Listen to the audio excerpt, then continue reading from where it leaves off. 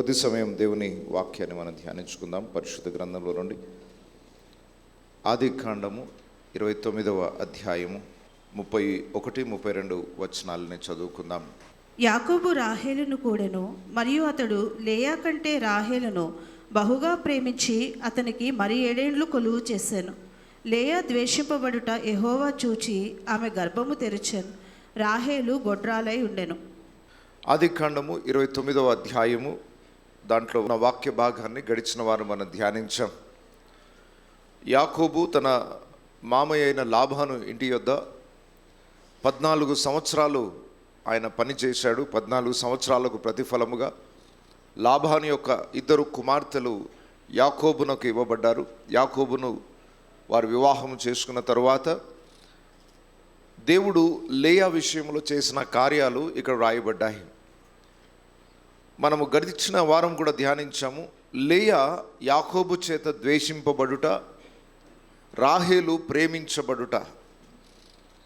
యాకోబు తను చేస్తున్న పొరపాటు ఈ లేఖనాల్లో రాయబడింది. ఒకరిని ద్వేషిస్తూ ఒకరిని ప్రేమిస్తూ ఉన్నాడు.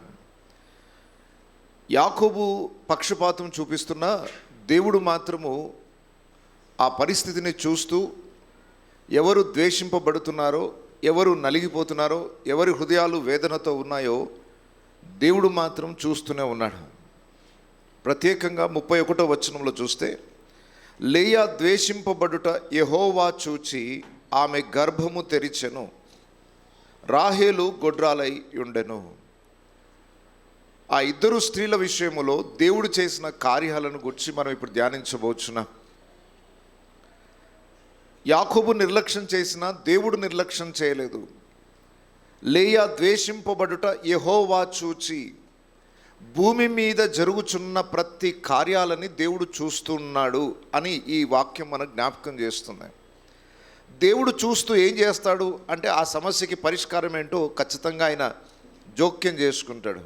ఎలా జోక్యం చేసుకున్నాడు? 32వ వచనంలో రాయబడింది, లేయా గర్భవతి అయి కుమారుని కని, యెహోవా నా శ్రమను చూచి ఉన్నాడు గనుక నా పెనిమిటి నన్ను ప్రేమించును గదా అనుకొని అతనికి రూబేను అను పేరు పెట్టెను. అప్పటి వరకు వారికి సంతానము లేదు. దేవుడు లేయాను దర్శించి ఆమెకు ఒక కుమారుని అనుగ్రహించాడు. ఆ కుమారునికి లేయా పెట్టిన పేరు ఏంటంటే రూబేను అనే పేరు పెట్టింది. 12 మంది గోత్రకర్తలు గుర్చిన వివరాలు ఈ 29వ అధ్యాయం మొదలుకొని 30వ అధ్యాయం కూడా మనం చూస్తాం. యాకోబునకు పుట్టిన 12 మంది కుమారుల చరిత్ర ఇక్కడ రాయబడి ఉంది. 12 మంది కుమారులు, వారి యొక్క వంశావళులు, వారి నుండి వచ్చిన జనాంగము, వారే ఇజ్రాయేలీలు అని మనం పిలుస్తాం ఈరోజు. ఇజ్రాయేలీలు ఎవరు అని అంటే యాకోబునకు పుట్టిన 12 మంది కుమారులలో నుండి వచ్చిన వంశావళి, ఆ జనాంగమే ఇజ్రాయేలీలు అని పిలుస్తాం. ఈ 12 గోత్రాలు ఎలా వచ్చాయి? 12 మంది కుమారులు, వాళ్ళ పేర్లు ఏంటి? ఆ కుమారుల పేర్లకున్న ప్రత్యేకతను కూడా గతంలో మనం ధ్యానించాం. మరలా ఈరోజు కూడా దాన్ని కొన్ని విషయాలు మనం ధ్యానించబోచున్నాం. 12 మంది కుమారులు, వారికి పెట్టబడిన పేర్లు చాలా ప్రత్యేకమైనవి. వారి పేర్లే కొన్ని పాఠాలు మనకు నేర్పిస్తాయి. ఆ రోజుల్లో పిల్లలకి పేర్లు పెట్టేటప్పుడు ఏదో పిలవడానికి బాగుంది అనుకొని అర్థం లేని పేర్లు పెట్టేవాళ్ళు కాదు. ఎవరికైనా పేరు పెట్టాలి అని అంటే ఆ సందర్భం ఏంటో తెలుసుకొని ఆ సందర్భానికి ఒక మంచి అర్థాన్ని ఇచ్చే పేరు పెట్టేవాళ్ళట. స్థలాలకు కానివ్వండి, పిల్లలకు కానివ్వండి, పేర్లు పెడుతున్నారు అని అంటే ఆ పేరుకు ఒక అర్థం ఉంటుంది, సందర్భం ఉంటుంది. 12 మంది కుమారులకు పేర్లు పెట్టబడ్డాయి.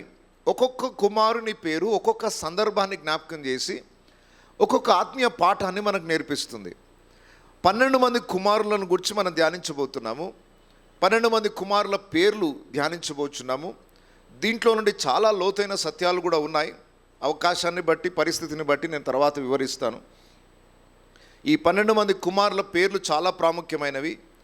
వారి జీవితాలు చాలా ప్రాముఖ్యమైనవి. ఎందుకు ఈ 12 మంది కుమారుల పేర్లు అంత ప్రాముఖ్యమైనవంటే మనం తరువాత నిర్గమకాండంలో చూస్తాము. దేవుని మందిరములో సేవ చేయు ప్రధాన యాజకుని యొక్క వస్త్రధారణలో ఎఫోదు మీద ఒక పలక ఉంటుంది, ఒక ప్లేట్ ఉంటుంది, దాని మీద 12 ప్రత్యేకమైన రాళ్ళు పొదిగించబడతాయి. ఆ ప్రత్యేకమైన రాళ్ళ మీద ఈ 12 మంది గోత్రకర్తల పేర్లు రాయబడి ఉంటాయి. ఒక క్రమ వరుసలో రాయబడి ఉంటాయి. ఒక లైన్కి 3 చొప్పున 4 లైన్లు ఆ రాళ్ళు అమర్చబడి ఉంటాయి. అది మాత్రమే కాకుండా ప్రకటన గ్రంథములో మనం చూస్తే దేవుడు పరలోకమందు నిర్మాణము చేయుచున్న నూతన యెరూషలేము అనే పట్టణము యొక్క గుమ్మముల మీద ఎవరి పేర్లు రాయబడి ఉంటాయి? ఆ గుమ్మముల మీద 12 గోత్రకర్తల యొక్క పేర్లు రాయబడి ఉంటాయి. అంటే దేవుడు ఆ పేర్లను నిత్యముగా ఉంచేశాడు. అట్లాగే యుగయుగములు ఆ పేర్లు జ్ఞాపకార్థంగా ఉండిపోతాయి. అంత మాత్రమే కాదు, ఈ 12 రాళ్ళు ఏవైతే ఉన్నాయో ఆ రాళ్లకు ఒక్కొక్క దానికి ఒక ప్రత్యేకమైన అర్థం ఇవ్వబడింది. ఒక్కొక్క గోత్రానికి ఒక్కొక్క సింబల్ ఇవ్వబడింది. 12 గోత్రాలను ఆశీర్వదించేటప్పుడు ఒక్కొక్క గోత్రానికి ఒక్కొక్క ప్రత్యేకమైన గుణ లక్షణాలను, వాళ్ళ క్యారెక్టర్స్ని వివరిస్తూ ఆశీర్వాద వచనాలు పలకబడ్డాయి. యాకోబు తన 12 మంది కుమారులను ఆశీర్వదించేటప్పుడు ఒక్కొక్క కుమారుని గురించి ఒక్కొక్క ప్రవచనం చెప్తాడు. ఇలా వాళ్ళ పేర్లు, వాళ్ళను గూర్చిన ఆశీర్వాద వచనాలు, ఆ రాళ్లకు వాళ్ళ పేర్లకు రిలేటెడ్ రాయి ఏంటి, ఇవన్నీ ఒక అద్భుతమైన స్టడీ, ఒక అద్భుతమైన పాఠాన్ని, ఆత్మీయ విశేషాలను మనకు నేర్పిస్తుంది.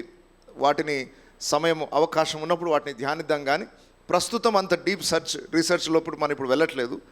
కేవలం ఆ పేర్లు యొక్క సందర్భము, ఆ పేర్ల నుండి వచ్చిన ఆత్మీయ పాఠము ఈరోజు మనము నేర్చుకుంటున్నాం.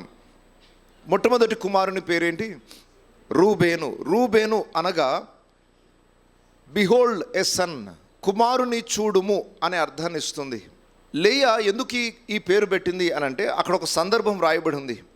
యెహోవా నా శ్రమను చూచి ఉన్నాడు గనుక, యెహోవా నా శ్రమను చూచి ఉన్నాడు గనుక దేవుడు నాకు ఒక కుమారుని అనుగ్రహించాడు. ఇప్పుడు ఈ కుమారుని బట్టి నా భర్త నన్ను ప్రేమించును అనుకుంది. ఎందుకంటే భర్త చేత ద్వేషింపబడుతుంది, కనీసం ఈ కుమారుని చూసైనా నా భర్త నన్ను ప్రేమిస్తాడు అనుకుంది. ఇట్టి మేలును దేవుడు నాకు చేయడానికి గల కారణము ఆయన నా శ్రమను చూచాడు. ఇదిగో ఈ కుమారుని చూడండి. కుమారుని చూడడం ద్వారా మీకు ఏం అర్థమవుతుందంటే దేవుడు నా శ్రమను చూచి నన్ను కనికరించాడని మీకు అర్థమవుతుంది. కుమారుని చూడండి అని పేరు పెట్టిందట. కుమారుని చూడడం ద్వారా మాకేం అర్థమవుతుంది అంటే దేవుడు నన్ను చూచాడు, నా శ్రమను చూచాడు, నన్ను కనికరించాడని మీకు అర్థమవుతుంది. మొట్టమొదటి పేరులో నుండి మనం నేర్చుకోవాల్సిన అద్భుతమైన పాఠం, కేవలము దేవుడు లేయాని మాత్రమే చూస్తున్నాడా? భూమి మీదనున్న ప్రతి మానవుని మీద ఆయన కనుదృష్టి ఉందా? ప్రతి మానవుని మీద ఆయన కనుదృష్టి ఉంది. వారు గొప్పవారైనా బీదవారైనా, వారు ఏ స్థితిలో ఉన్నా, ఏ పరిస్థితుల గుండా వెళ్తున్నా, పైకి వారు సంతోషంగా కనబడుతున్నా హృదయంలోనున్న పరిస్థితులన్నీ కూడా దేవుడు ఎరిగి ఉన్నాడు, దేవుడు చూస్తూనే ఉన్నాడు. కొన్ని సందర్భాలలో దేవుడు ఏం జోక్యం చేసుకున్నట్టు అనిపిస్తుంది. ప్రశ్న కూడా ఎదురవుతుంది, అసలు దేవుడు అన్నవాడు ఉన్నాడా? ఉంటే ఎందుకు ఇలాంటి పరిస్థితి వచ్చింది? దేవుడు అన్నవాడు ఉంటే నా జీవితంలో ఎందుకు ఈ కష్టకాలము? కొన్నిసార్లు దేవుని ఉనికి మీదనే మనకు అనుమానం ఎదురయ్యే అవకాశం ఉంది. మనకెన్ని అనుమానాలు వచ్చినా దేవుడు మాత్రము చూస్తూనే ఉన్నాడు. ఆయన చూచుచున్న దేవుడు అన్న పేరు కూడా పెట్టబడింది. ఒక్క సెకండ్ కూడా ఆయన మానవులను చూడకుండా ఉండడు. ఈరోజు ఈ వాక్యాన్ని వింటున్న ప్రతి ఒక్కరు గ్రహించండి, దేవుడు మిమ్మల్ని కూడా చూస్తూనే ఉన్నాడు. మీ పరిస్థితి చూస్తున్నాడు, మీ హృదయంలో ఉన్న ఆలోచనలను గుర్తిస్తున్నాడు. మీరు ఏ రకమైన వేదన గుండా వెళ్తున్నారో మీరు ఎవ్వరికి చెప్పుకోకపోయినా, కొన్నిసార్లు చెప్పినా ఎవరికి అర్థం కాదు మన పరిస్థితి. మనం ఏ పరిస్థితుల గుండా వెళ్తున్నామో నలుగురికి చెప్పినా కొన్నిసార్లు నవ్వులో పాలవుతామేమో అన్న భయం ఉంటుంది. లేదా ఆ పరిస్థితిని చూసి ఇంకా మనని అవమానపరుస్తారేమో అనుకుంటాం. కొన్ని విషయాలని మన మనుషులతో పంచుకోలేము. ఆ విరిగి నలిగిన స్థితిలో ఉన్న ఏ వ్యక్తినైనా దేవుడు చూస్తున్నాడు, వారిని నిర్లక్ష్యము చేయడు అన్న విషయాన్ని మళ్ళీ జ్ఞాపకం చేస్తున్నాను. విరిగి నలిగిన హృదయమును మనస్సును దేవుడు అలక్ష్యము చేయడు. ప్రత్యేకంగా ఎవరైతే తృణీకరించబడుతున్నారో, ద్వేషించబడుతున్నారో, హేళన చేయబడుతున్నారో, అవమానపరచబడుతున్నారో, అంటరాని వారిగా త్రోసివేయబడుతున్నారో, సమాజంలో ఎవరెవరైతే నలిగిపోయిన స్థితికి వెళ్ళిపోతున్నారో దేవుని కనుదృష్టి ప్రత్యేకంగా వారి మీద ఉంటుంది. మనుషులందరి చేత తృణీకరించబడిన దేవుడు మాత్రం ప్రతి మనిషిని అంగీకరిస్తాడు. ఆయన చూచుచున్న దేవుడు, ఆయన నీ పరిస్థితిని కూడా చూస్తున్నాడు. ఆ ఒక్క మాట మనకెంతో ఆదరణ ఇస్తుంది. సరే, నా పరిస్థితి ఎవరు పట్టించుకోకపోయినా నా దేవుడు చూస్తున్నాడు. ఆ మాట మనకు ఎంతో ధైర్యాన్ని ఇస్తుంది. రూబేను అనే పేరు మీరు వినగానే గుర్తు చేసుకోండి. ఎందుకు ఆ పేరు పెట్టబడింది అంటే, ఇదిగో దేవుడు నన్ను చూస్తున్నాడు అనడానికి రుజువు ఈ కుమారుడిని చూడండి. నీ జీవితంలో దేవుడు నిన్ను చూస్తున్నాడు అనడానికి ఎన్నో సూచనలు దేవుడు నీకు ఆల్రెడీ చూపించాడు. నిన్ను చేయి విడిచిపెట్టలేదు, నీ మీద నుండి కనుదృష్టిని తొలగించలేదు అనడానికి దేవుడు నీ జీవితంలో చేసిన మేలులు ఎన్నో ఉంటాయి. వాటిని ఎత్తి చూపించి నువ్వు చెప్పొచ్చు, ఇదిగో దేవుడు నన్ను దృష్టించాడు అనడానికి రుజువు ఇది. నా జీవితంలో ఈ పరిస్థితి నుండి ఈ పరిస్థితికి దేవుడు తీసుకొని వచ్చాడు. ఈ లేమి నుండి ఈ సమృద్ధిలోనికి దేవుడు నన్ను తీసుకొని వచ్చాడు. ఇదిగో చూడండి, దేవుడు నన్ను చూస్తూనే ఉన్నాడు, నన్నేమీ నిర్లక్ష్యం చేయట్లేదు అన్న ఆలోచన మన జీవితంలో దేవుడు చేసిన ఉపకారములను జ్ఞాపకం చేసుకోవడం ద్వారా, కొన్ని సూచనలను మనం ముందు పెట్టడం ద్వారా అర్థమవుతుంది ఆయన చూచుచున్న దేవుడు అని. నిర్గమకాండంలో కూడా ఒక అద్భుతమైన సందర్భం రాయబడింది. 2వ అధ్యాయం 23వ వచనం నుండి చూడండి. నిర్గమకాండము 2వ అధ్యాయం 23వ వచనం నుండి గమనించండి. ఇజ్రాయేలీలు ఐగుప్తు దేశంలో బానిసత్వాన్ని అనుభవిస్తున్నారు. ఎన్నో సంవత్సరాలు బానిసత్వాన్ని అనుభవిస్తూ నలిగిపోతున్న స్థితిలో ఉండి వారి వేదన తట్టుకోలేక దేవునికి మొర పెడతా ఉన్నారు.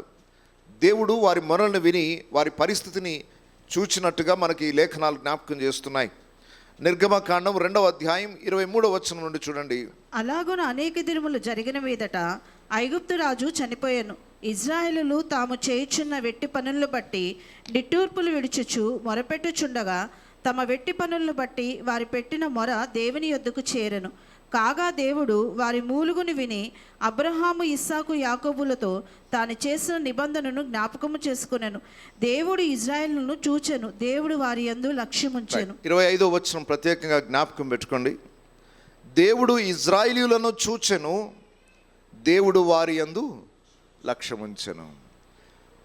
వారు ఐగుప్తు దేశంలో వెట్టి చాకిరి చేసి నలిగిపోతున్నారు. రోజు రోజు శ్రమ అధికమవుతుంది. ఎవరికి చెప్పుకోవాలో అర్థం కావట్లేదు, విడిపించేవారెవరో అర్థం కావట్లేదు. చివరికి దేవునికి వారు మొరపెట్టారు. వారి మొరలను దేవుడు విన్నాడట. వారి పరిస్థితిని దేవుడు చూచాడు. చూడడమే కాదు, చూడడం అందరూ చూస్తారండి. మన పరిస్థితి దయనీయంగా ఉంటే అందరూ చూస్తూ అలా వెళ్ళిపోతారంతే. యేసు ప్రభు ఒక ఉపమానం చెప్పాడు. ఒక వ్యక్తి దొంగల చేత కొట్టబడి గాయాలైపోయి అలా రోడ్డు పక్కన పడిపోయి ఉంటే చూసుకుంటూ వెళ్ళిపోయే వాళ్ళు ఎంతోమంది ఉంటారు.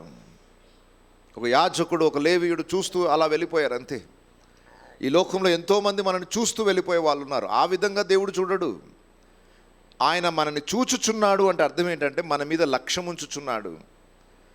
రోడ్డు మీద వెళ్తూ చూస్తూ మనల్ని పట్టించుకోకుండా వెళ్ళిపోయే వారు లాంటి వాడు కాదు దేవుడు. ఆయన మనల్ని చూస్తున్నాడు అంటే అర్థం ఏంటంటే మన మీద లక్ష్యం ఉంచుతున్నాడు.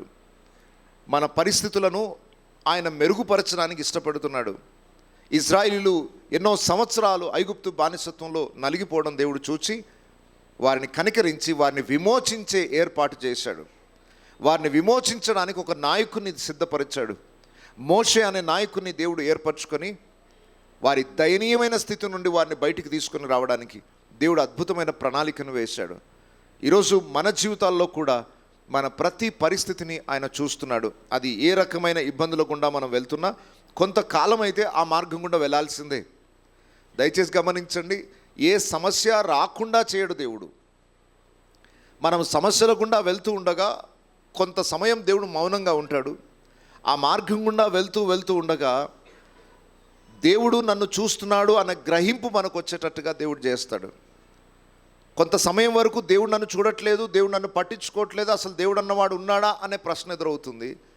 కానీ విశ్వాసము, నిరీక్షణ కలిగి మనం ఆ మార్గంలో కొనసాగుతున్నప్పుడు నిశ్చయముగా ఆయన నన్ను చూచెను, నా బాధను ఆయన చూశాడు, నా పరిస్థితిని ఆయన చూశాడు అని చెప్పుకోవడానికి సరిపడే సాక్ష్యాధారాలను దేవుడు నీ జీవితంలో ఇస్తాడు. ఈరోజు ఒక్కసారి జ్ఞాపకం చేసుకోండి, మీ జీవితంలో దేవుడు మిమ్మల్ని లక్ష్యము చేశాడు అని చెప్పుకోవడానికి ఏమైనా రుజువులు ఉన్నాయా? ఏ రుజువులను చూపించి ఇదిగో చూడండి దేవుడు నన్ను ప్రత్యేకంగా శ్రద్ధ తీసుకున్నాడని చెప్పడానికి ఈ ఆధారాలు అని ఏమేమి మీరు ఆధారాలు చూపించగలరు?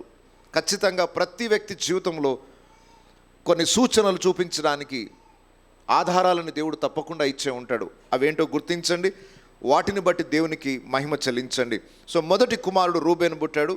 ఇప్పుడు ఈ లేయాకే మరల సంతానం అనుగ్రహించబడింది. అయితే రాహేలుకు మాత్రం సంతానం లేదు. లేయాని దేవుడు కనికరిస్తూ సంతానం అనుగ్రహిస్తూనే ఉన్నాడు. ఆదికాండం 29వ అధ్యాయం 33వ వచనం చూడండి.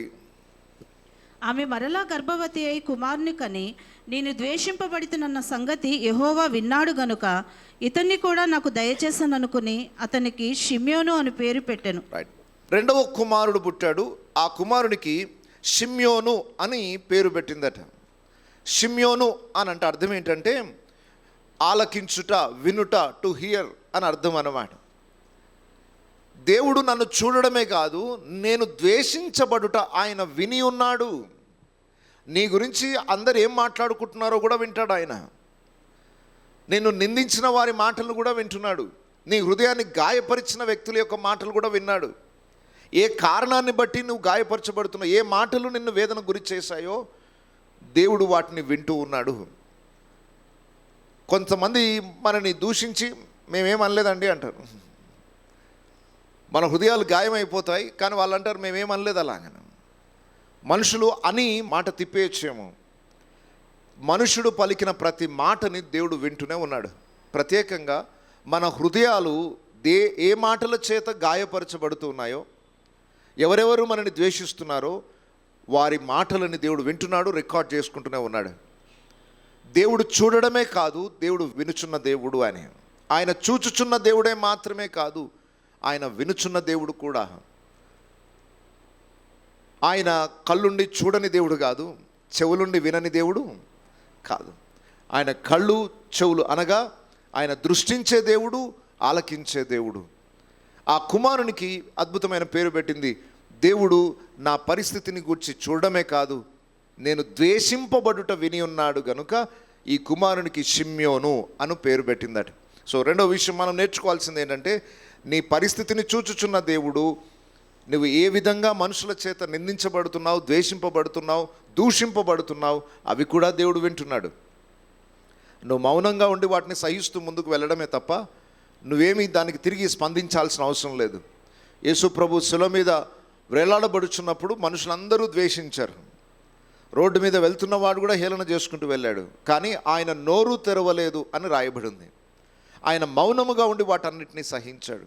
అయితే ఆయన ద్వేషింపబడుట తండ్రి చూశాడు, విన్నాడు. దానికి తగిన మరలా యేసు ప్రభుని ఘనపరిచి దూషించిన వారి ఎదుట ఘనపరిచాడు దేవుడు.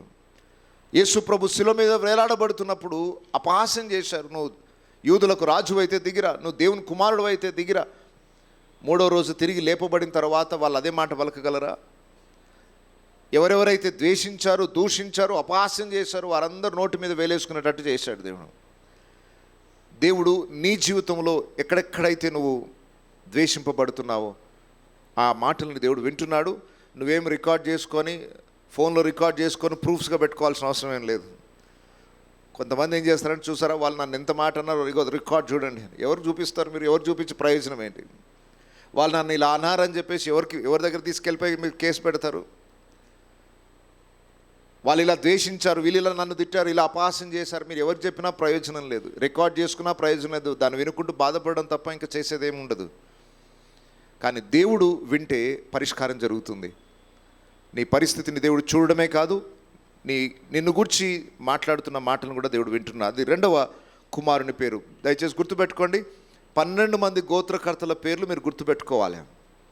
మొదటి కుమారుని పేరు రూబేను, రెండవ కుమారుని పేరు షిమ్యోను. ఇక మూడవ కుమారుని గుర్చిన మాట 34 వచనం చూడండి.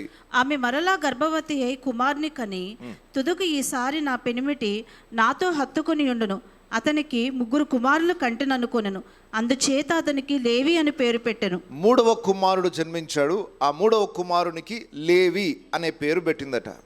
లేవి అనగా హత్తుకొనుట అని అర్థము.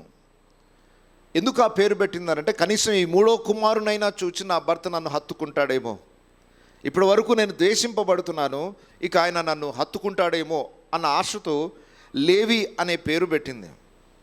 లేవి అనగా హత్తుకొనుట. లేవి అనే ఈ వ్యక్తికి తర్వాత జన్మించిన సంతానము 12 గోత్రాలలో ఒక ప్రత్యేకమైన గోత్రంగా ఎంచబడింది. ఆ పేరు కేవలము లేయా తన భర్త తనను హత్తుకొనుట అనే అంశం మీద పెట్టింది, కానీ నిజానికి హత్తుకొనుట అన్న ఆ అర్థాన్ని లేవి గోత్రం అంతా కూడా వారి జీవితంలో అనుభవించింది. మీరు బైబిల్ చదువుతున్నప్పుడు మీకు ఈ చరిత్ర మీకు తెలిసి ఉంటే ఇది ఇంకా బాగా అర్థమవుతుంది. 12 గోత్రాలలో దేవుని కొరకు పరిచర్య చేయడానికి దేవుడు ఎన్నుకున్న గోత్రం ఏది? లేవి గోత్రాన్ని దేవుడు ఎన్నుకున్నాడు. లేవీయులు దేవుని హత్తుకొని జీవించే వాళ్ళు, దేవుని పరిచర్య చేయడానికి దేవుని మందిరములో నివసించువారు. ప్రత్యక్ష గుడారాన్ని ఏర్పాటు చేసిన తర్వాత ప్రత్యక్ష గుడారములో దేవునికి అతి సమీపంగా ఉండి సేవ చేసే గోత్రం ఏది? లేవి గోత్రం. లేవికి 3 కుమారులు. ఆ 3 కుమారులలో ఒక కుమారుడు కహాతు. ఓకే, 3 కుమారులలో గెర్షోను, కహాతు, మెరారి అని 3 కుమారులు. ఈ 3 కుమారులలో నుండి దేవుడు ప్రత్యేకంగా 3 ఎన్నుకున్నాడు. 3లో నుండి కహాతు అనే కుమారునిలో నుండి అహరోను వచ్చాడు. ఆ అహరోను వంశావళిని ప్రధాన యాజకులనుగా దేవుడు ఏర్పరచుకున్నాడు. ఆ 3 కుమారులు, లేవికి పుట్టిన 3 కుమారులు దేవుని మందిర సేవ చేయడానికి దేవుడు ప్రతిష్ఠించుకున్నాడు. మీరు తర్వాత నిర్గమకాండము, లేవియ కాండము మీరు ధ్యానిస్తున్నప్పుడు ఆ వివరాలు అర్థమవుతాయి. ఇజ్రాయిల్ అరణ్యాత్రలో ఉన్నప్పుడు ప్రత్యక్ష గుడారాన్ని ఏర్పాటు చేసుకోమన్నాడు దేవుడు. వారు యాత్రలో ఉండి ఎక్కడైతే దేవుడు ఉండమన్నాడో, ఆగమన్నాడో, దేవుని షెకిన మేఘం ఎక్కడైతే నిలిచి ఉంటుందో వారు మొట్టమొదట ప్రత్యక్ష గుడారాన్ని ఏర్పాటు చేయాలి. దాని చుట్టూ ఇజ్రాయిలీలు గుడారాలు వేసుకోవాలి. అయితే ఎవరెవరు ఏ గోత్రం వారు ఏ దిక్కున గుడారాలు వేసుకోవాలి, ఏ గోత్రం తర్వాత ఏ గోత్రం వేసుకోవాలి, ఇవన్నీ దేవుడు సిస్టమేటిక్ ఆర్డర్లో చెప్పాడు. కానీ లేవికి పుట్టిన ఈ 3 కుమారులు మాత్రము ప్రత్యక్ష గుడారానికి ఆనుకొని ఉంటారు వీళ్ళు. ఎందుకంటే నిత్యము ఈ ప్రత్యక్ష గుడారపు సేవలు చేయవలసిన వాళ్ళు. ప్రత్యక్ష గుడారానికి చుట్టూ దానికి దగ్గరగా ఉండే గోత్రాలు లేవి గోత్రంలో ఉన్న ఆ 3 కుమారుల పిల్లలే. సో ఈ యొక్క వంశాన్ని, ఈ యొక్క గోత్రాన్ని దేవుడు ప్రత్యేకంగా ఎందుకు అనుకున్నాడంటే ఆయనను హత్తుకొని జీవించే విధంగా వారిని ఏర్పరచుకున్నాడు. సో ఈరోజు మనం నేర్చుకోవాల్సిన పాఠం ఏంటంటే దేవుని హత్తుకొనుటకు దేవుడు మనని ప్రత్యేకపరచుకున్నాడు. ఆయనతో అంటుకట్టుబడి ఉండడానికి దేవుడు మనని ఏర్పరచుకున్నాడు. మన శ్రమలను వినే దేవుడు మాత్రమే కాదు, మన పరిస్థితులను చూసే దేవుడే కాదు, మనని దగ్గరికి హత్తుకునే దేవుడు ఆయన, మనని దగ్గరికి చేర్చుకునే దేవుడు. నిత్యము ఆయనతో మనం ఉండుటకు మనని ఏర్పరచుకున్న దేవుడు. నేను ద్రాక్షావళిని, మీరు నాలో అంటుకట్టబడిన ఎడలన మీరు ఫలిస్తారు. అంటుకట్టబడుట, ఆయనకి దగ్గరగా చేర్చబడుట, హత్తుకొనుట. నా యందు మీరును, మీ యందు నా మాటలను నిలిచి ఉన్న ఎడల మీకు ఏది ఇష్టమో అడగండి, నేను అది ఇస్తాను. అంటే దేవుడు ఎప్పుడు మనల్ని కోరుకునేది ఏంటంటే మనల్ని హత్తుకొని ఉండాలని, మనం ఆయనతో ముడిపడిపోయి ఉండాలని దేవుడు ఆశిస్తూ ఉన్నాడు. మనుషులు హత్తుకొనుట కాదు, దేవుడు మనుషులు హత్తుకొనుట అది అన్నిటికంటే ఉన్నతమైనది. మనము దేవుని హత్తుకొనడానికి ఏర్పరచబడ్డాం. కానీ విచారకరమైన పరిస్థితి ఏంటంటే ఈరోజు అందరూ దేవునికి దూరంగా ఉన్న స్థితిలోనే ఉన్నారు. దేవునికి మానవునికి మధ్య చాలా పెద్ద గ్యాప్ వచ్చేసింది. ఆదాము పాపం చేసినప్పుడు వచ్చిన గ్యాప్ ఇప్పటికీ కూడా మనుషులు ఆ గ్యాప్లోనే జీవిస్తున్నారు.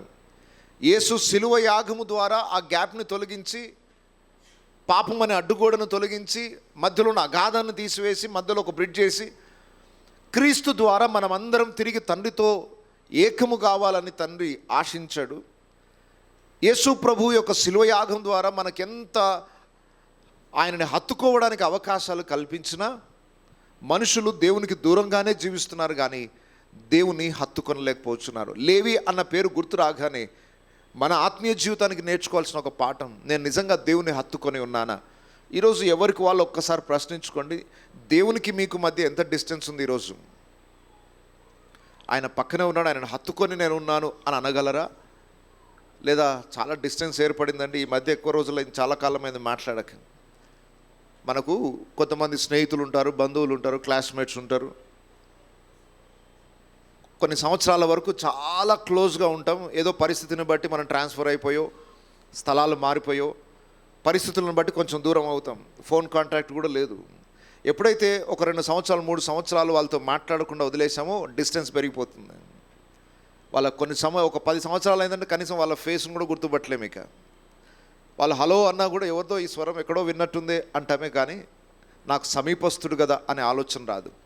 సంవత్సరాలు గడుస్తున్న కొద్దీ ఆ వ్యక్తిని పూర్తిగా మర్చిపోతాం, ఇక కాంటాక్ట్లోనే ఉండడు. దేవుని విషయంలో చాలామంది జీవితం ఈరోజు అలాగే ఉంది. కొంచెం గ్యాప్ వచ్చినప్పుడే గ్రహించి వెంటనే మరలా తిరిగి ఆయనను హత్తుకోవడం మంచిది. దేవుని హత్తుకోకుండా దేవునికి దూరం అయిపోతున్న స్థితిలో చాలామంది ఉన్నారు. ఈరోజు మీ జీవితంలో ఒక్కసారి ప్రశ్నించుకోండి, దేవునికి సమీపంగా ఉన్నారా, ఆయనను హత్తుకొని ఉన్నారా, లేదా ఆయనకు దూరం అయిపోయిన స్థితిలో ఉన్నారా? దేవుణ్ణి వెంబడించుటలో డిఫరెంట్ లెవెల్స్ ఉన్నాయండి. యేసు ప్రభు భూమి మీద ఉన్నప్పుడు వేల సంఖ్యలో ప్రజలు ఆయనను వెంబడిస్తూ ఉండేవాళ్ళం. ఆయన ఎక్కడికి వెళ్ళినా 5,000 మంది. ఆయన చేపలను రొట్టెల్ని పంచిపెట్టినప్పుడు 5,000 మంది జనాభా. యేసు ప్రభు ఎక్కడికి వెళ్తే చాలు అక్కడికి వస్తున్నారట. ఇంతమంది యేసుని వెంబడిస్తున్నారు, కానీ యేసుని హత్తుకున్న వాళ్ళు కాదు. వాళ్ళు ఎందుకు వస్తున్నారు అని అంటే, చేపల కొరకు రొట్టెల కొరకే నన్ను వెంబడిస్తున్నారు అన్నాడు. అంటే యేసుని వెంబడించడానికి ఎంతోమంది వస్తున్నారు, కానీ ఆయనకు సమీపంగా లేరు. వాళ్ళు యేసుకి వారికి మధ్య ఒక డిస్టెన్స్ గ్యాప్ ఉంది అక్కడ. సరే, ఈ వేల సంఖ్యలో యేసుని వెంబడించేవారు ఒక వర్గం అయితే, అసలే యేసుని వెంబడించకుండా ఉన్న వర్గం ఒకటి ఉంది. శాస్త్రులు, పరిసయ్యులు ఉన్నారు, ఆనాటి మత పండితులు ఉన్నారు. ఎవరు కూడా యేసుని వెంబడించలేదు. వాళ్ళకంటే వీళ్ళు బెటరే, పర్వాలేదు. యేసును అసలు ఆయన స్వరాన్ని వినడానికి ఇష్టపడలేదు, ఆయనను వెంబడించడానికి ఇష్టపడిన గుంపు ఒకటి ఉంది. వాళ్ళకంటే వీళ్ళు బెటర్. 5,000 మంది యేసుని ఎక్కడికి వెళ్తే అక్కడ వెంబడిస్తున్నారు. సరే, వీళ్ళకంటే యేసుని కొంచెం దగ్గరగా వెంబడిస్తున్న ఒక చిన్న గుంపు ఉంది. ఇన్నర్ సర్కిల్ ఒకటి ఉంది. 12 మంది శిష్యులు 3.5 సంవత్సరాలు యేసు ప్రభు ఎక్కడికి వెళ్తే అక్కడికి, ఆయన ఎక్కడ కూర్చుంటే అక్కడ కూర్చున్నారు. ఆయన ఏం భోజనం చేస్తే అది చేశారు. ఆయన ఏం పని చేస్తే వారు కూడా అదే పని సహాయపడ్డారు. యేసు ప్రభుకి 24 గంటలు తోడుగా ఉండి నడిచిన వ్యక్తులలో 12 మంది శిష్యులు ఉన్నారు. ఈ 12 మంది శిష్యులు ఒక అద్భుతమైన స్థాయిలో ఉన్నారు, కానీ ఈ 12 మందిలో మరలా 3 స్పెషల్గా ఉన్నారు. ఎవరెవరు? ఆయన రూపాంతరపు శిఖరం మీదకి ఎక్కిన, కొన్ని స్పెషల్ కార్యక్రమాలు చేయాలనుకున్న ఈ 3 పిలిచేవాడు. పేతురు, యోహాను, యాకోబు. అంటే వాళ్ళు ఇంకా దగ్గర. మీరు ఒక్కొక్కరికి డిస్టెన్స్ చూసుకుంటూ రండి. శాస్త్రులు, పరిసయ్యులు ఎంత దూరంలో ఉన్నారు యేసు ప్రభుకి? వేల సంఖ్యలో గొప్ప జనసమూహం వెంబడిస్తుంది, కానీ ఆయనకు వారికి ఎంత డిస్టెన్స్ ఉంది? 12 మంది శిష్యులు ఎంత దగ్గరగా ఉన్నారు? 12 మందిలో ఈ 3 శిష్యులు ఇంకా ఎంత దగ్గరగా ఉన్నారు? ఆయన రూపాంతర శిఖరం మీదకి వెళ్ళినప్పుడు ఈ 3 వచ్చారు, మిగిలిన వాళ్ళకి ఆ ఆధిక్యత దక్కలేదు. సరే, ఈ 3లో కూడా ఒక్క శిష్యునికి ఒక ప్రత్యేకమైన హోదా ఇవ్వబడింది. యేసు ప్రభు యొక్క ప్రియ శిష్యుడు అని. ఆ యోహానుని వర్ణించేటప్పుడు అతడు యేసు రొమ్మున ఆనుకొను శిష్యుడు. అతుక్కుపోయేవాడట యేసు ప్రభు రాగానే అలా యేసుని గట్టిగా పట్టుకోవడం. ఈరోజు నీ స్థాయి ఏది? శాస్త్రులు, పరిసయ్యులు ఉన్నట్టు యేసు ఎవరో ఎరగని స్థితిలో ఉన్నావా? లేదా పైన యేసుని వెంబడిస్తూ ఏదో అవసరత తీరితే చాలు? యేసుని ఎందుకు వెంబడిస్తున్నాము? ఈరోజు చర్చ్కి ఎందుకు వస్తున్నాము? దేవుని ఎందుకు నమ్ముకున్నాము అంటే ఏదో చేపలు, రొట్టెలు దొరుకుతాయని, బ్రతకడానికి కావాల్సిన అవసరతలు తీరుతాయి, భౌతికంగా సమస్యలు పరిష్కరింపబడతాయి, ఏదో మేలు జరుగుతుందని యేసుని వెంబడించే వాళ్ళు కొందరు. కాదు, యేసు కొరకు ఏదైనా పని చేయాలి అన్న ఆరాటంతో కొందరైతే, యేసు కొరకు పనే కాదు, నా ప్రాణాన్నే ఇస్తాను, యేసు లేనిది నేను బ్రతకలేనని యోహాన్లాగా హత్తుకునే వాళ్ళు కావాలి. వింటున్నారా? లేవి అనగానే మనం జ్ఞాపకం చేసుకోవాలి, హత్తుకొనుట. ఈరోజు క్రీస్తుతో నీ జీవితం హత్తుకొని ఉన్నదా? ఆయనతో నీ జీవితం ముడిపడి ఉన్నదా? వేరు చేయలేనంతగా హత్తుకొని ఉండాలి అట. అపోస్తలుడైన పౌలు ఒక అద్భుతమైన మాట అన్నాడు. కరువైన, ఖడ్గమైన, వస్త్రహీనత అయినా, ఉపద్రవమైన యేసు ప్రేమ నుండి ఏదియూ నన్ను ఎడబాపలేదు. ఎంత గట్టిగా హత్తుకుపోయారంటే వీళ్ళు, ఇక వీరిని వేరు చేయలేనంతగా హత్తుకుపోయారట. ఆ స్థాయికి మనం ఎప్పుడొస్తాం? చిన్న చిన్న సమస్యలు చాలు దేవుని నుండి దూరం అయిపోతున్నారు. చిన్న చిన్న విషయాలలో దేవుని మీద అలిగి దూరం అయిపోతున్నారు. దేవుడు నేను అడిగింది ఇవ్వలేదు, దేవుడు నేను ఆశించింది ఇవ్వలేదు, దేవుడు ఎందుకు ఈ కష్టాలు పెట్టాడు, ఎందుకు ఈ పరిస్థితులు వచ్చాయి, ఎందుకు చిన్న దానికి, చిన్న వాటికి దేవునికి దూరం అయిపోతున్న స్థితిలో ఉన్నారు. కొంతమంది అలిగి వాక్యం చదవడం మానేస్తున్నారు, దేవుని మందిరానికి రావడం మానేస్తున్నారు, ప్రార్థించడం మానేస్తున్నారు, చిన్న చిన్న వాటికి దేవునికి దూరం అవుతున్నారు. పౌలు అన్నాడు, అసలు ఏది యేసు ప్రేమ నుండి నన్ను వేరు చేయలేదు. అంతగా క్రీస్తుకి మనం హత్తుకొని ఉండాలి. హత్తుకొని ఉండటంలో ఉన్న ఆశీర్వాదం ఇంతంత కాదండి. దేవునికి సమీపంగా ఉన్నప్పుడు ఉండే ఆశీర్వాదం చాలా ఉన్నతమైనది. దేవునికి దూరం అవుతున్న కొద్దీ దరిద్రత పెరుగుతుంది. గుర్తుపెట్టుకోండి. తప్పిపోయిన కుమారుని కథ మనకు తెలుసు. తండ్రి ఇంట్లో ఉన్నంత సుఖము అతనికి ఇంకెక్కడ దొరకదు. తండ్రిని హత్తుకొని ఉన్నంత వరకు ఉండే ఆనందం ఇంకెక్కడ దొరకదు. బయట ఇంకేదో ఉంటుంది అనుకున్నాడు పాపం. తండ్రి దగ్గర కన్నా బయట లోకంలో ఇంకా ఏదో దొరుకుతుంది అనుకున్నాడు. తండ్రిని విడిచి దూరం వెళ్ళిపోయాడు. ఎంత దూరం వెళ్ళిపోయాడు అని అంటే, అతడు ఎంత దూరం వెళ్తున్నా కొద్దీ దరిద్రత అంతగా ఆవరించింది. తన కలిగిన ఆస్తి అంతా పోగొట్టుకున్నాడు. పైగా ఆయన ఏ ఊరికి వెళ్తే ఆ ఊరిలో కరువే. ఏ ఊరిలో వెళ్తే అతడు ఒక శాపగ్రస్తుడిగానే ఎంచబడ్డాడు. తండ్రి ఇంటి నుండి వేరవుతే నువ్వు ఎక్కడికి వెళ్తే అక్కడ శాపగ్రస్తుడివే. నువ్వు వెళ్ళిన ప్రతి ఊరిలో కరువు వచ్చేస్తుంది, దరిద్రత ఏర్పడుతుంది. దిక్కులేని స్థితికి దిగజారిపోయాడు తప్పిపోయిన కుమారుడు. మనకు తెలుసు ఆ స్టోరీ. ఎంత దయనీయమైన స్థితికి అంటే, రాజభవనంలో ఉండాల్సిన వ్యక్తి తండ్రితో ఉన్నప్పుడున్న హోదా ఏంటి, ఎంతమంది పనివారు ఉండేవారు, ఎంత ఆనందాన్ని అనుభవించేవాడు, అవన్నీ కోల్పోయి తండ్రి నుండి వేరవ్వడం ద్వారా ఎంత నష్టాన్ని కొని తెచ్చుకున్నాడంటే, చివరికి పందులకు పెట్టే పొట్టు తినైనా బ్రతుకుదాం అనుకున్నాడట. అది కూడా దొరకలేదు, అది కూడా ఎవరు ఇవ్వలేదట ఆయనకి. ఎంత ఘోరమైన పరిస్థితి. అది గ్రహించి పశ్చాత్తాపడి నేను తిరిగి నా తండ్రి ఇంటికి వెళ్ళేదను అనుకున్నాడు. ఆ డిస్టెన్స్ ఏదైతుందో తిరిగి దాన్ని కవర్ చేసుకోవాలనుకున్నాడు. వద్దు, ఇక నేను ఇంకా దూరం వెళ్ళి నశించిపోతాను. ఈరోజు మరలా తిరిగి నా తండ్రి ఇంటికి వస్తాను, మరలా తిరిగి నా తండ్రిని హత్తుకుంటా. అవసరమైతే ఆయన కుమారుడనని అనిపించుకోకపోయినా దాసుడనని అనిపించుకున్నా చాలు. నా తండ్రి ఇంట్లో ఎంతోమంది ఈరోజు అన్నపానములు సంపూర్ణంగా సమృద్ధిగా అనుభవిస్తున్నారు. నేను ఈరోజు ఏ గతి లేని స్థితిలో ఉన్నాను. కారణం ఏంటంటే, నాకు నా తండ్రికి మధ్య గ్యాప్ ఏర్పడింది. ఈరోజు దాన్ని వెంటనే సరిదిద్దుకొని వెళ్ళి నా తండ్రి దగ్గరికి వెళ్తానంటే, ఆయన పశ్చాత్తాపడి వెనుకకు వెళ్తుంటే తండ్రి దూరం నుండి చూచి పరిగెత్తుకుంటూ వచ్చి హత్తుకొని ముద్దు పెట్టి తిరిగి అతన్ని స్వీకరించి ఇంటికి చేర్చుకున్నాడు. ఈరోజు ఈ వాక్యాన్ని వింటున్న వారు ఎవరైనా పర్వాలేదు, లేవి అనే పేరు గుర్తు రాగానే దాని భావం గుర్తు చేసుకోండి. నువ్వు దేవునితో హత్తుకొని ఉన్నావా? ఒకవేళ ఈరోజు దూరంగా ఉండి ఏ కారణాన్ని బట్టైనా, ఏ పాపాన్ని బట్టైనా, లేదా ఏ పరిస్థితిని బట్టైనా దేవునికి దూరమైన స్థితిలో ఉంటే, ప్రార్థనలో, వాక్యంలో, సహవాసంలో దేవునితో నీకు ఏదైనా గ్యాప్ ఏర్పడినట్లయితే ఈరోజు పశ్చాత్తాపడి తిరిగి దేవుని తట్టు తిరగండి.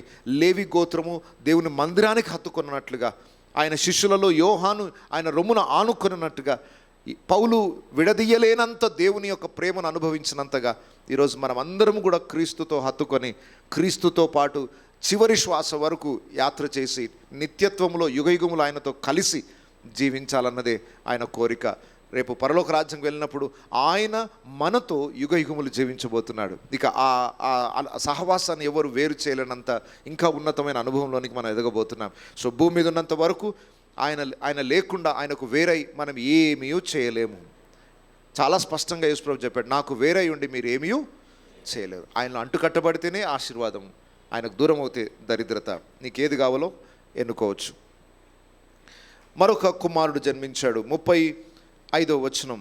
ఆమె మరలా గర్భవతి అయి కుమారుని కని, ఈసారి యెహోవాను స్తుతించదును అనుకొనని యూదా అను పేరు పెట్టెను. అప్పుడు ఆమెకు కానుపు ఉడిగెను. 4వ కుమారుడు పుట్టాడు. ఆ కుమారుడిని గుర్చి ఇక భర్తను గుర్చిన ఆలోచన లేదు అక్కడ. మొదటి 3 సందర్భాల్లో ఎవరిని గురించి చెప్పబడింది? రైట్, తన భర్త తిరిగి నన్ను ప్రేమిస్తాడేమో, లేదా నా భర్త దీనైనా చూచి నన్ను హత్తుకుంటాడేమో అనుకుంది. ఇక భర్త మీద నుండి మనసు పక్కన పెట్టేసి ఎవరి మీదకి వచ్చింది? ఇక్కడ భర్త ప్రస్తావన లేదు. ఇక్కడ దేవుడు చేసే కార్యాలను చూస్తే కొన్ని సందర్భాల వరకు మనకు మనుషుల మీదనే ఉంటుంది ఇంకా మనసు. కానీ కొంత స్థాయికి ఎదగాలి. ఇప్పుడు మనుషులను నన్ను హత్తుకోవడం కాదు, మనుషులను ప్రేమించడం కాదు, ఫస్ట్ నేను దేవునికి దగ్గర కావాలి, దేవుని నేను స్తుతించాలి. ఇక తన భర్త ప్రస్తావన లేకుండా కేవలము దేవుడు చేసిన ఉపకారం జ్ఞాపకం చేసుకుంటూ దేవుని స్తుతిస్తుంది. 4వ కుమారునికి పేరు పెట్టింది ఏంటంటే యూదా అని పేరు పెట్టింది. ఈసారి నేను యెహోవాను స్తుతించెదను అనుకొని యూదా అనగా స్తుతి అని అర్థం, స్తుతించుట లేదా స్తుతి అని అర్థం, ప్రైజ్. ఈసారి నేను దేవుని స్తుతిస్తాను. ఊకే నా భర్త నా పిల్లలు ఇది కాదు, నేను దేవుని వైపు నా కనులెత్తాలి. ఇవన్నీ భౌతికమైన వనరులు, కానీ దేవుని నేను కృతజ్ఞతాస్తుతులు చెల్లిస్తాను అని స్తుతి అన్న పదాన్ని జ్ఞాపకం చేసుకొని దేవుని స్తుతించింది. ఈరోజు ఇక్కడ కూర్చున్న ప్రతి ఒక్కరిని నేను అడుగుచున్నాను, మీ జీవితంలో దేవుడు ఎన్నో ఉపకారాలు చేశాడు కదా, ఆ ఉపకారాలను బట్టి నిత్యము దేవుని స్తుతిస్తున్నారా? ప్రతి ఆదివారము సమాజంగా కూడుకొని దేవుని ఆరాధించడానికి వస్తున్నాం. మరి నిజంగా ఈ వారంలో దేవుడు చేసిన ఉపకారములన్నిటిని బట్టి సమాజంగా కూడుకొని దేవుని స్తుతించడానికి హృదయాలు సిద్ధపరచుకొని వచ్చారా? యథార్థమైన హృదయాలతో దేవుని స్తుతించారా? పాటలు పాడుకుంటున్నాం, పాటల్లోని భావాన్ని గుర్తిస్తున్నారా? పాటని హృదయపూర్వకంగా ఆత్మతో సత్యముతో ఆరాధించేవారు కావాలట. వారందరూ పెదవులతో నన్ను స్తుతిస్తున్నారు కానీ వారి హృదయాలు నాకు దూరంగా ఉన్నాయన్నారు. దేవునికి దూరంగా ఉండి ఎంత అద్భుతమైన పాట పాడినా అది స్తుతిలాగా ఎంచబడదు. మన హృదయాలు దేవుని తట్టు త్రిప్పబడి యథార్థమైన హృదయాలతో ఆయన చేసిన ఉపకారములను జ్ఞాపకం చేసుకొనొచ్చు దేవుణ్ణి స్తుతించుట ఎంతో మంచిది. స్తుతి ఆగమును మనం దేవునికి నిత్యము సమర్పించాలి. కేవలం ఆదివారము ఆరాధనలో అందరము సమాజంగా కూడినప్పుడే కాదు, ప్రతి దినము వ్యక్తిగతంగా కూడా దేవుని స్తుతించడం అలవాటు చేసుకోవాలి. స్తుతిని గుర్చిగా కొత్తగా మీకు చెప్పేది ఏమీ లేదు, కానీ స్తుతించడంలో ఎంత గొప్ప ఆనందం, స్తుతించడంలో ఎంత గొప్ప శక్తి, స్తుతించుట ద్వారా సాతాను కోటగూడలు ఎలా కూలిపోతాయి, ఇవన్నీ మనకు బాల్యం నుండి మనం నేర్చుకున్న విషయాలే. పౌలు శీలలు చెరసాలలో వేయబడినప్పుడు వారు పాటలతో ప్రార్థన చేస్తూ ఉండగా చెరసాల భూకంపము లాగా కంపించి చెరసాల ద్వారాలు విరిగిపోయాయి, ఖైదీల సంఖ్యలు విరిగిపోయాయి, బంధకాల నుండి ప్రజలు విడుదల పొందారు. సో స్తుతి ఎక్కడ ఉంటుందో అక్కడ దేవుని సన్నిధి ఉంటుంది. ఎక్కడ స్తుతి ఉంటుందో అక్కడ అంధకార క్రియలు లయమవుతాయి. ఎక్కడ స్తుతి ఉంటుందో అక్కడ ఆశ్చర్యకార్యాలు జరుగుతాయి. ఈరోజు దయచేసి మన హృదయాలు స్తుతులతో నింపబడ్డాయా? నిత్యము దేవుని పొగడడానికి, దేవుని ఘనపరచడానికి, ఆయన చేసిన ఉపకారములను బట్టి ఆయన వైపు మన హృదయాలనెత్తి, దేవా నిజముగా ఈరోజు నేను అనుభవిస్తున్న ప్రతి మేలు నీవిచ్చినదే నాయనా అని మహిమ ఘనత ప్రభావములు దేవునికి చెల్లిస్తున్నామా? అన్ని మేలులు పొందుతూనే ఉంటాం, కృతజ్ఞత లేని వాళ్ళంగా బ్రతుకుతుంటాం. ఒక చిన్న థ్యాంక్స్ చెప్పడానికి కూడా మనకు మనకు మనకు చాలా బద్ధకంగా ఉంటుంది. దేవునికి హృదయపూర్వకంగా పాటలు పాడి స్తుతించడం అంటే ఆయనకి ఇష్టం. మనం చేయు స్తుతుల మీద ఆయన ఆసీనుడై ఉంటాడట. మన పాటలే ఆయనకు సింహాసనంలాగా వేయబడతాయి. నిత్యము ఆయన మీ ఇంట్లో ఉండాలంటే నిత్యం మీ ఇంట్లో పాటలు వినబడాలంట. గుర్తుపెట్టుకోండి, ఏ ఇంట్లో దేవుని గురించిన గానం వినబడుతుందో అక్కడ దేవుని సన్నిధి ఉంటుంది. మీరు ఒక్కరైనా ఇద్దరైనా కుటుంబంతో కలిసి అయినా ఏ ఇంట్లో ఎక్కువగా దేవుని గురించిన స్తుతి వినబడుతుందో అక్కడ దేవుడు ఉన్నట్టే. కుటుంబాలలో ఏ సమస్య ఉన్నా ఒక చిన్న ఫార్ములా చెప్తాను. కుటుంబం కలిసి ఒక చిన్న స్తుతి పాటలు పాడుకోండి. ఏ ప్రాబ్లం ఉన్నా దాన్ని ఎలా పరిష్కరించాలో మీకు తెలియకపోయినా ఒక అద్భుతమైన సూత్రం చెప్తున్నాను. కుటుంబం కలిసి 2-3 పాటలు పాడి దేవుని హృదయపూర్వకంగా స్తుతించండి. తర్వాత పరిస్థితులు మీరే చూడండి. ఆత్మ సంబంధమైన ప్రపంచంలో ఏమేం జరుగుతుందో మీకు కనబడదు. స్తుతి అనేది ఒక ఆయుధం. స్తుతి ద్వారా కంటికి కనబడకని ప్రపంచంలో ఎన్నో ఆశ్చర్యకార్యాలు జరుగుతాయి. ట్రై చేసి చూడండి, నేను చెప్పాల్సిన అవసరం లేదు. మీరు వ్యక్తిగతంగా ఒంటరిగా ఉన్నప్పుడు దేవుని స్తుతిస్తూనే ఉండండి. కుటుంబముగా కలిసి దేవుని స్తుతించండి. సమాజంగా కలిసి దేవుని స్తుతించండి. స్తుతిలో గొప్ప శక్తి ఉంది. స్తుతిలో ఆశీర్వాదాలు దాగి ఉన్నాయి. కాబట్టి దేవుడు చేసిన ఉపకారంలో దేనిని మర్చిపోకుండా ప్రతి ఉపకారాన్ని బట్టి దేవుని స్తుతిద్దాం. ఇక మనుషుల మీద నుండి మన మనసు తొలగించి ఎవరి వైపు తిప్పుదాం? దేవుని వైపు. సరే, ఇక ఆయన హత్తుకుంటాడు, ఈయన ప్రేమిస్తాడు, ఇవన్నీ పక్కన పెట్టి ఫస్ట్ నేను ఏం చేయాలి? నాకు జీవితంలో ఆయన చేసిన మేలను బట్టి నేను ఫస్ట్ దేవుని స్తుతించాలి. హృదయాలని దేవుని తట్టు త్రిప్పి ఆయన చేసిన ఉపకారాలన్నిటినీ జ్ఞాపకం చేసుకుంటూ ఉందా. మనం లేని వాటిని గురించి సనుగుతూ ఉంటాం ఎక్కువ. నాకు అది లేదు ఇది లేదు. లేని వాటిని గురించి సనగడకండి, ఉన్న వాటిని గురించి స్తుతించండి. వాళ్ళకి అది ఉంది నాకు ఇది లేదు అని కంపారిజన్ చేసుకుంటాను. సరే, నీకున్నది ఇంకొకటికి లేదు కదా. ఈరోజు మనకంటే ఐశ్వర్యవంతులను చూసి మనం అసూయపడుతూ నాకు అలాంటి దేవుడు ఇవ్వలేదు, నాకు అలాంటి తీయలేదని అనుగుతూ ఉన్నాం. మరి నీకు ఇచ్చిన దానికంటే కూడా ఇంకా హీన దశలో ఉన్న వ్యక్తులు ఉన్నారు. అసలే కాళ్ళు చేతులు లేకుండా రోడ్డు మీద ఉన్న వారు ఎంతోమంది ఉన్నారు. వాళ్ళకంటే దేవుడు నేను ఉన్నత స్థితిలో ఉంచు. నీకు ఏదైతే దేవుడు ఇచ్చాడో దాన్ని గ్రహించు. లేని దాని గురించి సనగకుండా ఉన్న దాని గురించి స్తుతించడమే క్రైస్తవ జీవితంకున్న గొప్పతనం. లెక్కించలేనన్ని మేలులు దేవుడు చేశాడు కాబట్టి లెక్కించలేనన్ని స్తుతులు ఆయనకు చెల్లించాలి. నిత్యము ఆయనని స్తుతించినా పొగిడినా చాలదు, కానీ క్రైస్తవులు స్తుతించుటలో వెనుకబడిపోయి ఉన్నారు అనుకుంటున్నాను. యథార్థంగా చెప్తున్నాను. ఒకప్పుడు మనం నడుచుకుంటూ వెళ్ళినా, సైకిల్ మీద దొక్కుంటూ కూడా పాటలు పాడుకుంటూ వెళ్ళేవాళ్ళం. పనులు చేస్తున్నా పాటలు పాడుకుంటూ వెళ్ళేవాళ్ళు. ఈరోజు ఎక్కడ పాటలు వినబడట్లేదు నాకు. గమనించారా? ఇప్పటికే మరి ఒక 20 ఏళ్ల క్రితం లేదా ఒక 25 ఏళ్ల క్రితం మీరు చూస్తే ఎక్కడైనా క్రైస్తవులు ఉన్నారంటే పాటలు వినబడుతూనే ఉండేవి. వాళ్ళు పని చేస్తున్న స్థలంలో కానీ, ఇంట్లో వంట చేసుకుంటున్నా కానీ, రోడ్డు మీద నడుస్తున్నా కానీ, సైకిల్ దొక్కుంటూ వెళ్తున్నా కానీ ఆ పాటలు పాడుకుంటూనే వెళ్ళేవాళ్ళం. ఈరోజు ఎక్కడున్నాయి పాటలు? మనకు మైక్ ఉంటే కానీ పాటలు రావు, మ్యూజిక్ ఉంటే కానీ పాటలు రావు, చర్చ్లో అందరం మధ్యలో ఉంటే తప్ప పాటలు రావు. ఒంటరిగా ఉన్నప్పుడు ఏకాంతంగా హృదయాన్ని తెరిచి దేవుని స్తుతించే ఆ అలవాటు ఎప్పుడో పోగొట్టుకున్నామేమో. కుటుంబముగా కలిసి దేవుని స్తుతించుట అది ఎంతో దూరంగా ఉందేమో. ఆ లోపాలన్నీ కూడా సరి చేసుకుందాం. ఈసారి నేను దేవుని స్తుతించేదను. అన్నిటికంటే ముఖ్యంగా ఎన్నో ఉపకారాలు ఆయన చేశాడు, వాటన్నిటిని బట్టి దేవుని స్తుతిస్తాను. స్తుతించడం మన జీవితంలో ఒక భాగం అయిపోవాలి, అది అలవాటు చేసుకుందాం. సో 4 కుమారులను గురించి విన్నాము. 4 కుమారుల పేర్లు ఒక్కసారి జ్ఞాపకం చేసుకుందామా? మొదటి కుమారుడు రూబేను, రెండవ కుమారుడు షిమ్యోను, లేవి, యూదా. Very good. 4 పేర్లు గుర్తుపెట్టుకోండి, 12 పేర్లు గుర్తుపెట్టుకోండి. దాని గురించి తర్వాత లోతైన సత్యాన్ని ఎప్పుడైనా దేవుడు అనుమతినిస్తే దాని గురించి మనం నేర్చుకుందాం. సరే, ఈ 4 నుండి ఆత్మీయ పాఠాలు ఏం నేర్చుకున్నాం? రూబేన్ అనగా కుమారుని చూడుము. అది ఎందుకు ఆ పేరు పెట్టబడింది?